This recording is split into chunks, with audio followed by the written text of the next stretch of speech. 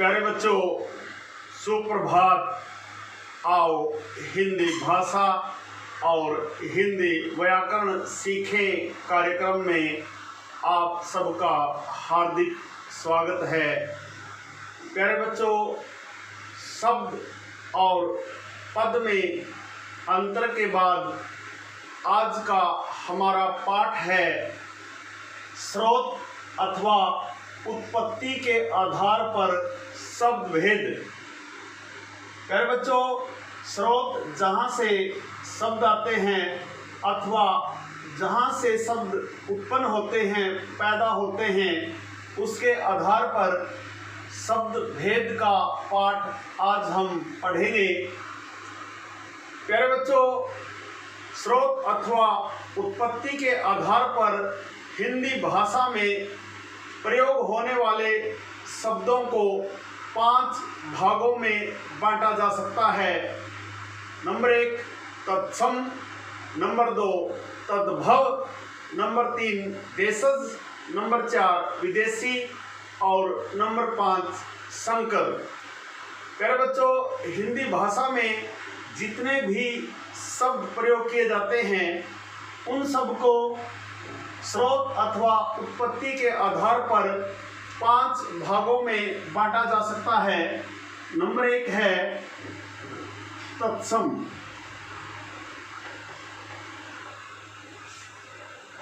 तत्सम, प्यारे बच्चों, तत्सम शब्द 2 शब्दों से मिलकर बना है, तत् और सम। तत् का अर्थ है वह अथवा संस्कृत तथा सम का अर्थ है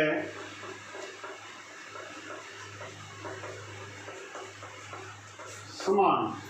प्यारे बच्चों, तत्सम शब्द 2 शब्दों से मिलकर बना है, तत् जमा सम।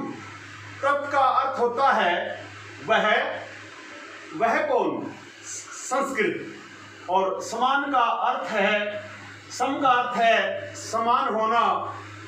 प्यारे बच्चों, इसका मतलब हुआ संस्कृत के समान,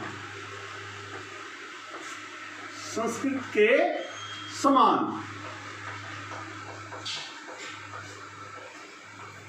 प्यारे बच्चों, तत्सम शब्द 2 शब्दों से मिलकर बना है और वो 2 शब्द हैं तत् जमा सम। तत् का शाब्दिक अर्थ होता है वह अथवा वह का मतलब है यहाँ संस्कृत, और सम का अर्थ है समान अर्थात संस्कृत के समान। अब तत्सम की परिभाषा देखिए। संस्कृत भाषा के वे शब्द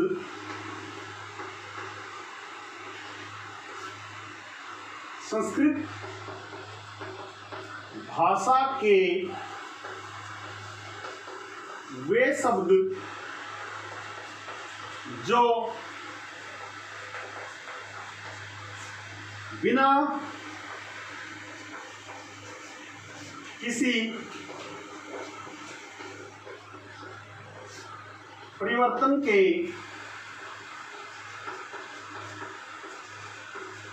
ज्यों के त्यों हिंदी भाषा में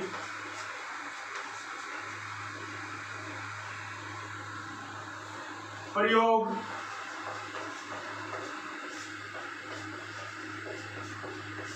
किए जाते हैं, ऐसे शब्द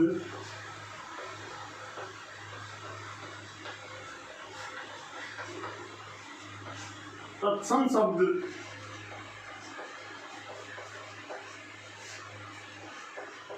कहलाते हैं। पहले बच्चों, तत्सम शब्दों की परिभाषा देखिए। संस्कृत भाषा के वे शब्द जो बिना किसी परिवर्तन के, बिना किसी बदलाव के ज्यों के त्यों हिंदी भाषा में प्रयोग किए जाते हैं, ऐसे शब्दों को तत्सम शब्द कहा जाता है। जैसे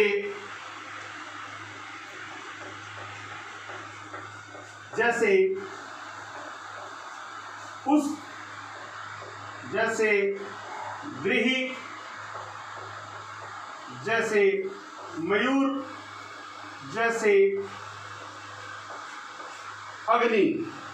पुष्प, व्रीहि, मयूर, अग्नि और घृत आदि ऐसे शब्द हैं जो बिना किसी परिवर्तन के ज्यों के त्यों हिंदी भाषा में प्रयोग किए जाते हैं। इसीलिए इन शब्दों को तत्सम शब्द कहा जाता है।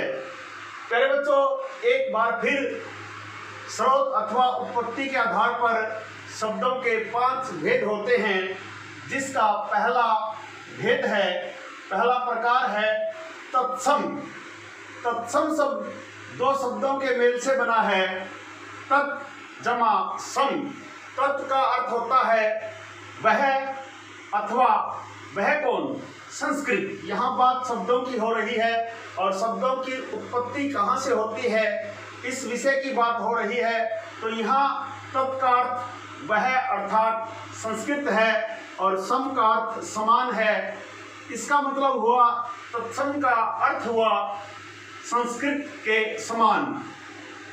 परिभाषा देखिए, संस्कृत भाषा के वे शब्द जो बिना किसी परिवर्तन के ज्यों के त्यों हिंदी भाषा में प्रयोग किए जाते हैं, ऐसे शब्दों को तत्सम शब्द कहा जाता है। जैसे पुष्प, फूल, गृह, घर, मयूर, मोर, अग्नि, आग, घृत, घी। ये ऐसे शब्द हैं जिनका हम अच्छे से हिंदी भाषा में प्रयोग भी करते हैं। इनको बोलचाल की भाषा में भी प्रयोग किया जाता है, लिखा जाता है, पढ़ा जाता है, समझा जाता है। प्यारे बच्चों, यह था स्रोत अथवा उत्पत्ति के आधार पर शब्द का पहला भेद, जिसे हम तत्सम के नाम से जानते हैं। प्रिय विद्यार्थियों, स्रोत अथवा उत्पत्ति के आधार पर शब्द का दूसरा भेद है तद्भव। तद्भव, जैसा कि नाम से ही स्पष्ट है, तद्भव। तद का अर्थ होता है वह और भव का अर्थ होता है पैदा हुआ, होना। इसका अभिप्राय है संस्कृत से उत्पन्न हुआ, संस्कृत से विकसित भी आप इसको कह सकते हैं। यहाँ तत्सम की तरह तद्भव शब्द भी तद जमा भव 2 शब्दों से मिलकर बना है। यहाँ तद का अर्थ है वह तथा भव का अर्थ है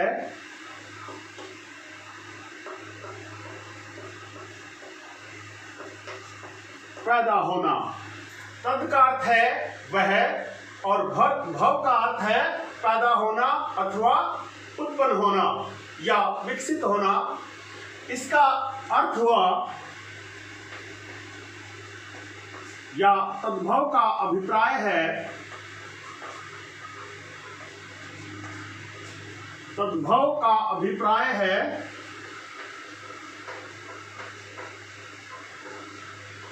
संस्कृत भाषा से विकसित हुआ, पैदा हुआ।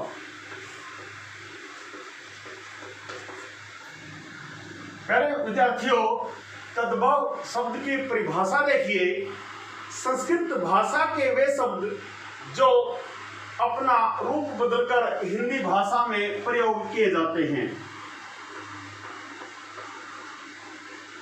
तद मैंने वह, भव मैंने उत्पन्न होना, पैदा होना, विकसित होना।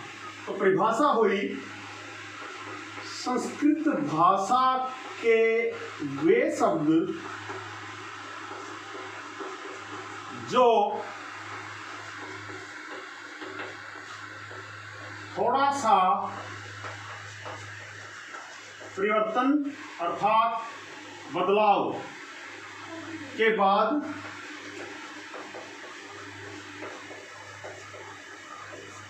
हिंदी भाषा में प्रयोग किए जाते हैं, ऐसे शब्दों को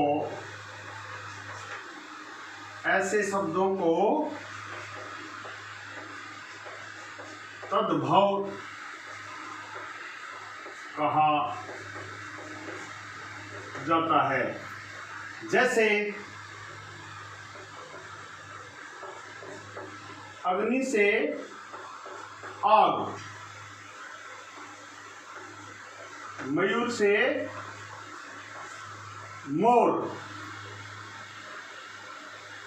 अग्नि से आग, मयूर से मोर, घृत से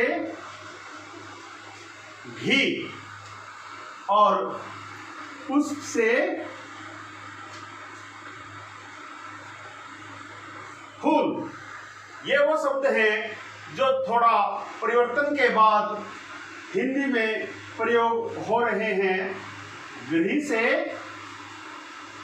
घर। प्यारे बच्चों, यह थी तद्भव शब्द की परिभाषा। तद का शाब्दिक अर्थ होता है वह, और भव का अर्थ होता है पैदा होना, विकसित होना। इसका मतलब हुआ कि संस्कृत भाषा से विकसित होने वाले शब्द।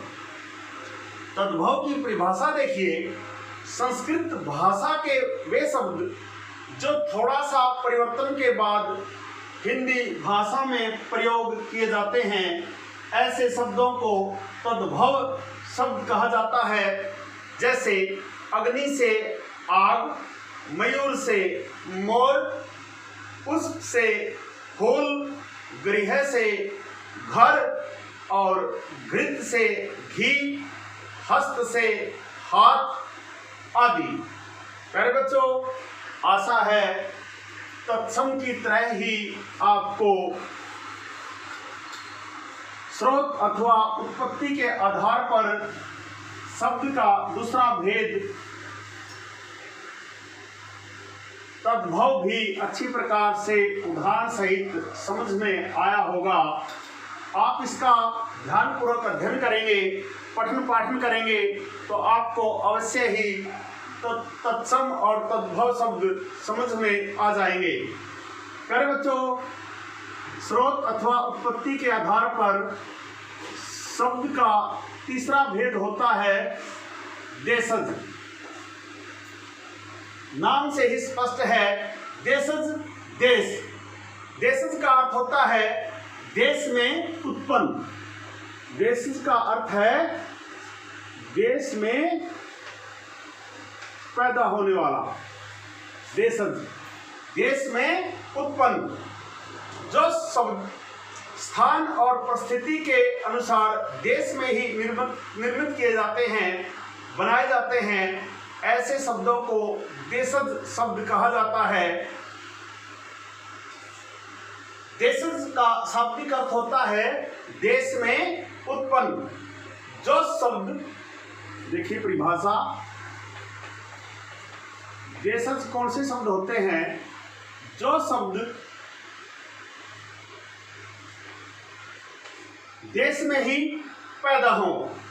जो शब्द स्थान अथवा परिस्थिति, इसकी एग्जैक्ट परिभाषा देखिए, जो शब्द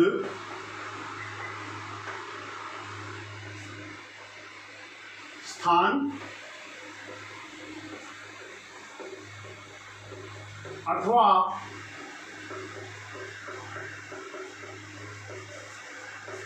परिस्थिति के अनुसार जो शब्द स्थान अथवा परिस्थिति के अनुसार देश में ही निर्मित किए जाते हैं उन्हें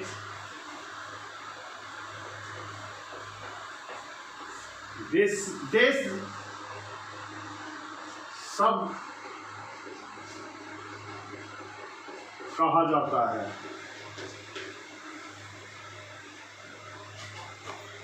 प्यारे बच्चों, देश का अर्थ है देश में उत्पन्न जो शब्द स्थान और परिस्थिति के अनुसार देश में ही निर्मित किए जाते हैं उन्हें देश शब्द कहा जाता है। जैसे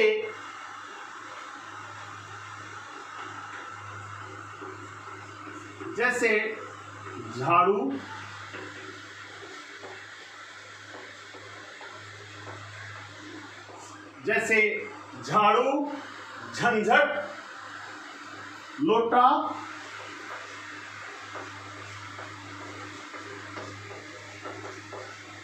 पगड़ी।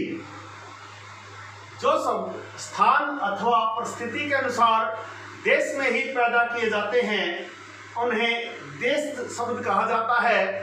जैसे झाड़ू, झंझट, लोटा, पगड़ी, झोला,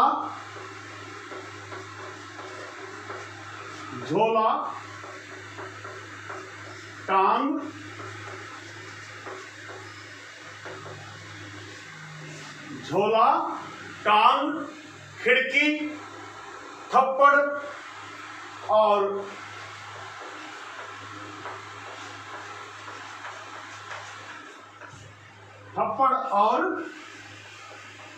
भोंपू ऐसे शब्द हैं जो देश के अंतर्गत आते हैं। अरे बच्चों, स्रोत अथवा उत्पत्ति के आधार पर शब्द का तीसरा भेद है देशज शब्द। देश का अर्थ है देश में उत्पन्न होना, देश में ही पैदा होना। अब देश शब्द की परिभाषा हुई जो शब्द स्थान अथवा परिस्थिति के अनुसार देश में ही निर्मित किए जाते हैं उन्हें देशज शब्द कहा जाता है। जैसे झाड़ू, झंझट, लोटा, पगड़ी, झोला, टांग, खिड़की, थप्पड़, भोंपू आदि ऐसे अनेक शब्द हैं जो देश के अंतर्गत आते हैं। प्यारे बच्चों, मुझे आशा है कि तत्सम और तद्भव की तरह देश शब्द भी आपको अच्छी प्रकार से समझ में आए होंगे। अब हम स्रोत अथवा उत्पत्ति के आधार पर शब्द का चौथा भेद पढ़ेंगे जिसका नाम है विदेशी। नाम से ही स्पष्ट है कि जो शब्द किसी दूसरी भाषा से आए हैं अथवा विदेशी भाषा से हिंदी में ग्रहण किए गए हैं उन्हें विदेशी कहा जाता है। परिभाषा देखिए, जो शब्द किसी दूसरी भाषा से आए हैं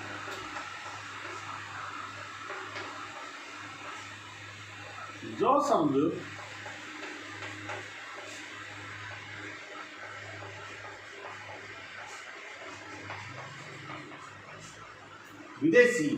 विदेशी यहाँ बात भाषा की हो रही है तो विदेशी भाषा। जो शब्द किसी दूसरी भाषा से आए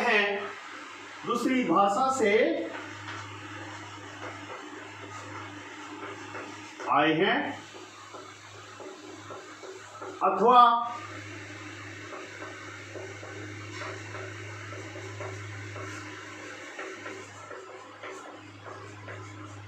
विदेशी। नंबर 4 विदेशी, जो शब्द किसी दूसरी भाषा से आए हैं अथवा विदेशी भाषा से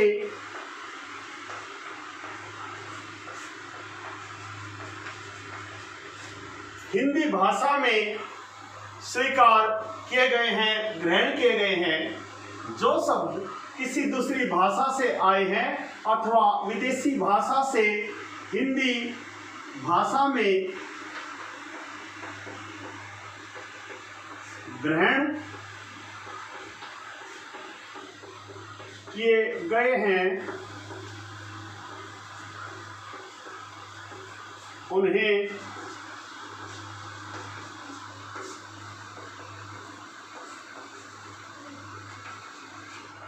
विदेशी शब्द कहते हैं।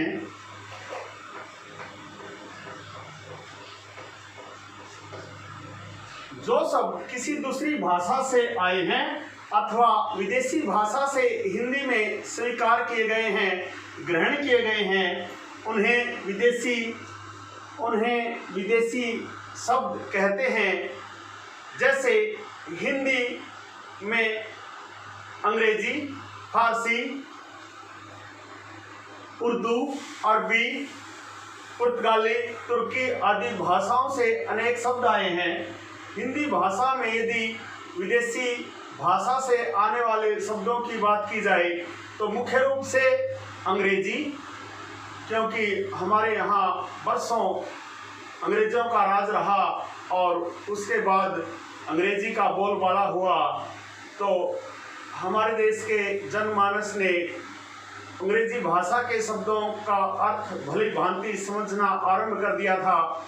यदि मैं बात करूं स्कूल शब्द की, स्कूल शब्द का हमारे यहाँ अनपढ़ से अनपढ़ आदमी को भी पता है कि स्कूल का अर्थ क्या होता है, स्कूल के मायने क्या होते हैं। भले ही वो विद्यालय के बारे में ना बता पाए, लेकिन वो स्कूल को आसानी से समझता है, उसके अर्थ को समझता है। प्यारे बच्चों, अंग्रेजी वो भाषा है जिनके अनेक शब्द हिंदी में आजकल प्रयोग किए जा रहे हैं, हिंदी में स्वीकार कर लिए गए हैं। और अंग्रेजी के जो शब्द हिंदी में मुख्य रूप से प्रयोग हो रहे हैं उनमें ऑफिस, क्रीम, मास्टर, हर कोई इनके अर्थों को समझता है। Office, cream, master, court,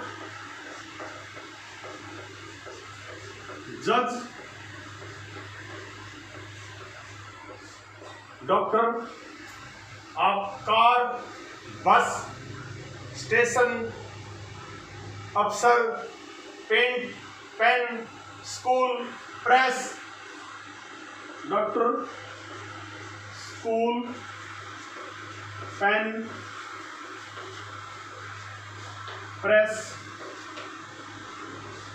paint, अफसर आदि ऐसे अनेक शब्द हैं जो आजकल हिंदी भाषा में बड़ी कुशलता के साथ पढ़े, लिखे और समझे जा रहे हैं। इसी प्रकार हमारे यहाँ अरबी भाषा के शब्दों का भी प्रचुर मात्रा में प्रयोग होता है। अरबी भाषा के वो मुख्य शब्द जो आजकल विदेशी होते हुए भी हमारी हिंदी के मुख्य शब्दों में शुमार हो गए हैं, और वो शब्द है बाजार, किताब, औरत।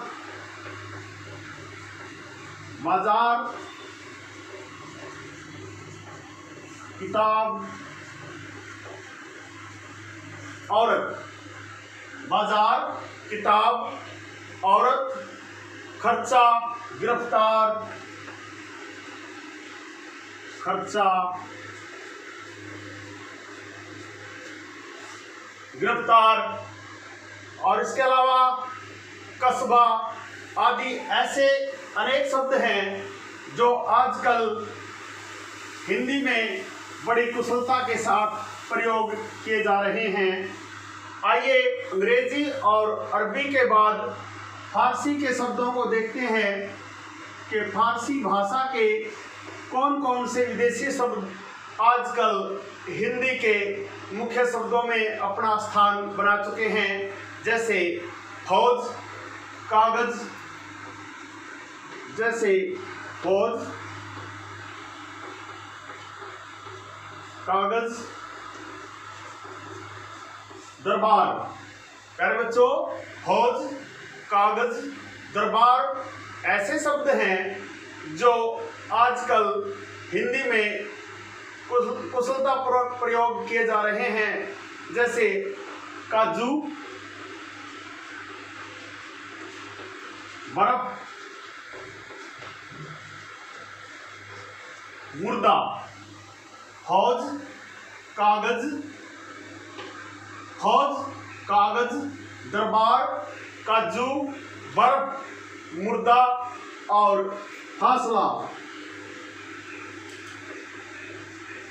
फासला ये वो शब्द हैं जो फारसी से हिंदी में आए हैं। इसके अलावा तुर्की भाषा के शब्द देखिए जो आजकल हिंदी में प्रयोग किए जा रहे हैं, जैसे तोप, कैंची, कुली, चम्मच, लाश, काबू, कुर्ता, चाकू आदि। तोप, कैंची, तोप, कैंची, तोप, कैंची, कुली, लाश,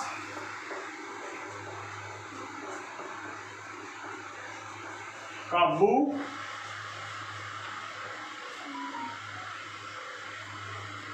चम्मच वो शब्द हैं जो आजकल हिंदी भाषा में बड़ी कुशलता के साथ बोले, पढ़े और समझे जा रहे हैं। प्यारे बच्चों, तुर्की भाषा के ये कुछ शब्द हैं, तो कैंची, कुली, लाश, काबू, चम्मच, कुर्ता, चाकू, जो हिंदी में बड़ी कुशलता के साथ प्रयोग किए जा रहे हैं। आइए और भी भाषाओं के कुछ शब्द देखते हैं जो हिंदी में प्रयोग किए जा रहे हैं। पुर्तगाली भी एक ऐसी भाषा है जिसके अनेक शब्द हमारे यहाँ अच्छी प्रकार से बोले, पढ़े, लिखे और समझे जा रहे हैं, जैसे कमरा, तौलिया, अलमारी। कमरा, तौलिया, अलमारी। कमरा, तौलिया, अलमारी। फित्ता, गोदाम। फित्ता,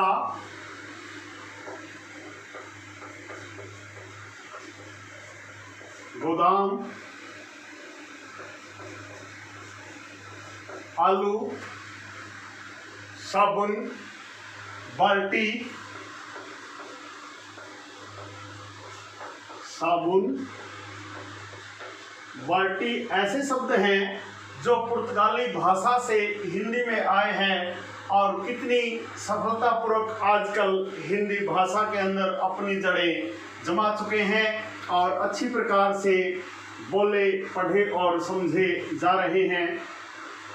पुर्तगालियों की तरह ही यहाँ फ्रांसीसियों का भी कभी बोलबाला रहा, इसीलिए फ्रांसीसी भाषा के भी कुछ शब्द उसी समय से हिंदी भाषा में शामिल हो गए हैं, जिनमें मुख्य रूप से इंजीनियर, कार्टून, बिगुल, जिनमें मुख्य रूप से इंजीनियर, कार्टून, बिगुल, बिगुल बजाना। इंजीनियर, कार्टून, बिगुल, पुलिस,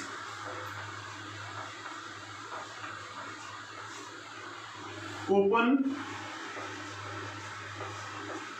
कोपन, अंग्रेजी आदि ऐसे शब्द हैं जिसको हम इंग्लिश कहते हैं, लेकिन अंग्रेजी जो शब्द है वो फ्रांसीसियों का ही शब्द है, फ्रांसीसी भाषा का शब्द है, जो आजकल कितनी अच्छी प्रकार से हिंदी भाषा में प्रयोग किया जा रहा है। प्यारे बच्चों, विदेशी भाषा के इसी प्रकार से अनेक और भी शब्द हैं जो हिंदी भाषा में बड़ी कुशलता के साथ प्रयोग किए जा रहे हैं। इसके अलावा यूनानी और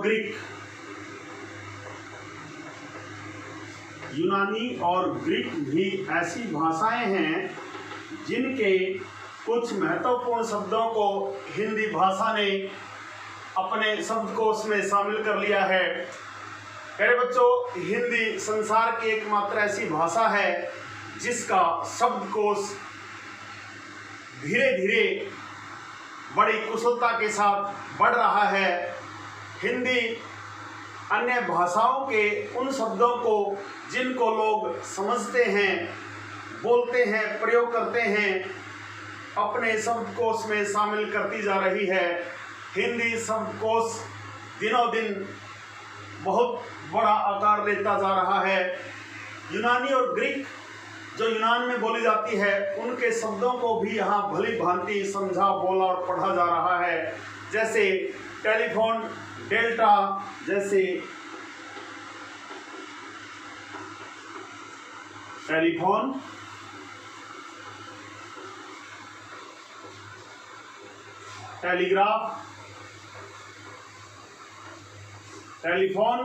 टेलीग्राफ, डेल्टा और एटम ऐसे शब्द हैं जो यूनानी और ग्रीक भाषा से हिंदी भाषा में प्रयोग किए जा रहे हैं।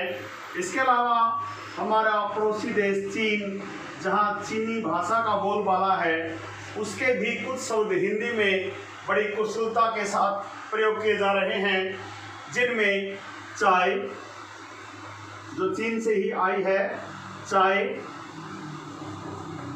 लीची और पटाखा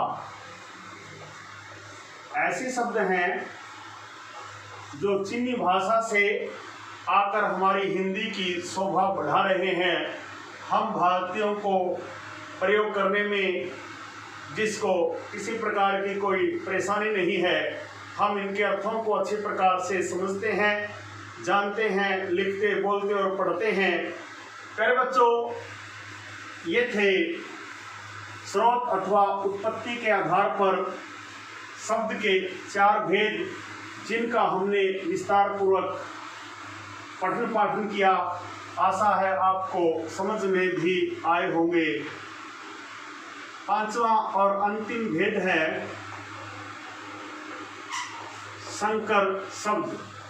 संकर शब्द, प्यारे बच्चों, संकर वो शब्द होते हैं जो दो भिन्न भिन्न भाषाओं के मेल से बने हैं। हिंदी में इस प्रकार के अनेक शब्द प्रयोग किए जा रहे हैं। ऐसे शब्द संकर शब्द,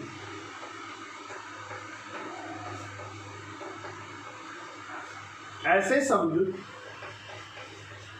जो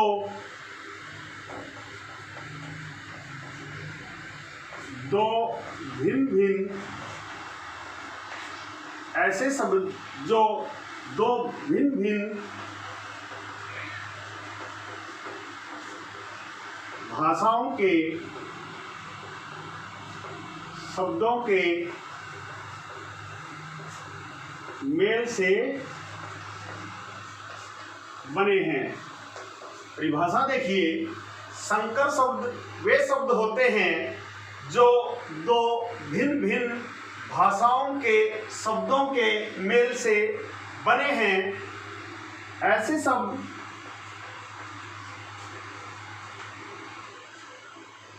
संकर शब्द कहलाते हैं। ऐसे शब्द संकर शब्द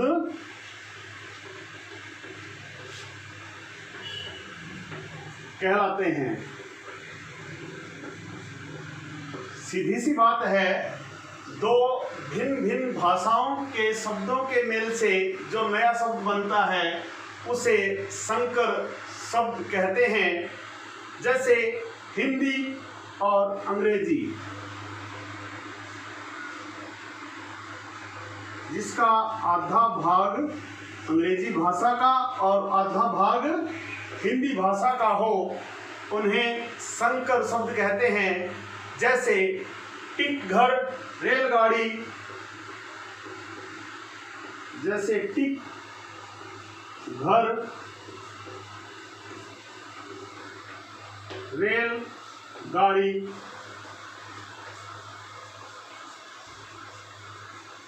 माल गोदाम।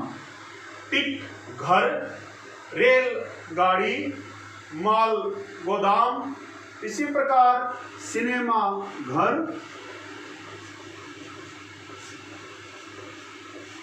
सिनेमा घर। इसके अलावा कपड़ा मिल। इसमें पहला शब्द अंग्रेजी का है और दूसरा शब्द हिंदी का है। ये ऐसे शब्द हैं जो दो भिन्न भिन्न अंग्रेजी और हिंदी के मेल से बने हैं और हिंदी में बड़ी खूबसूरती के साथ प्रयोग किए जाते हैं। अरबी फारसी का शब्द देखिए, अरबी और फारसी से बना शब्द, जैसे फिजूल खर्च। फिजूल खर्च ऐसा शब्द है जो अरबी और फारसी के मेल से, इसका फिजूल शब्द अरबी का है और खर्च शब्द फारसी का है। इसके अलावा फारसी और अंग्रेजी, फारसी और अंग्रेजी के शब्द देखिए,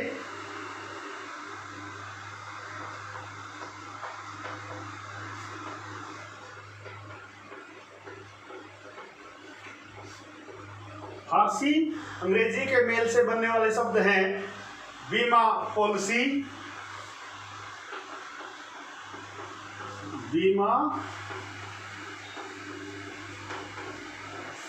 बीमा पॉलिसी जो शब्द है वो फारसी और अंग्रेजी के मेल से बना है।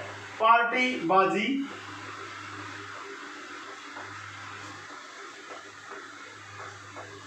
पार्टी बाजी। इसके अलावा जेल खाना भी ऐसा शब्द है जो फारसी और अंग्रेजी के मेल से बना है। इसी प्रकार हिंदी और फारसी के मेल से देखिए, हिंदी और फारसी के मेल से बने कुछ संकर शब्द जो हिंदी में प्रयोग किए जा रहे हैं। जैसे खून पसीना,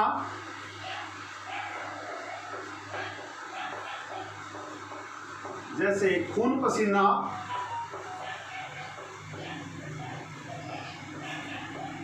किताब घर। खून पसीना, किताब घर, घड़ी साज, घड़ी साज, पान दान। पान दान ऐसा शब्द है जो हिंदी और फारसी के मेल से बना है। इसके अलावा और भी एक शब्द देखिए, थानेदार। थानेदार शब्द भी हिंदी और फारसी के मेल से ही बना है और बड़ी कुशलता के साथ हिंदी भाषा में बोला, पढ़ा, समझा और लिखा जा रहा है। इसके अलावा अंग्रेजी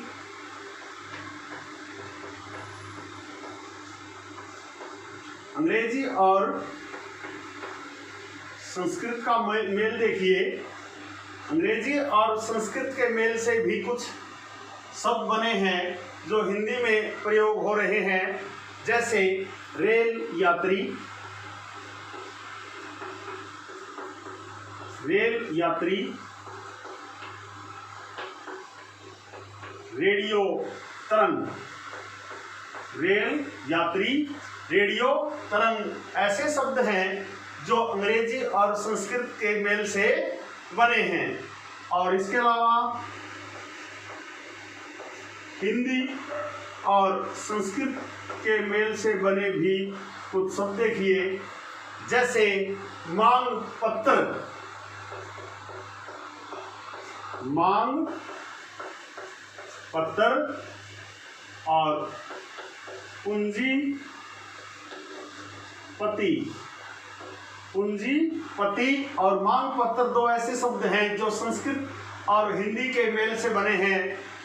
प्यारे बच्चों, यह थे स्रोत अथवा उत्पत्ति के आधार पर शब्द के 5 भेद, जिसका हमने अच्छी प्रकार से अध्ययन किया, पठन पाठन किया।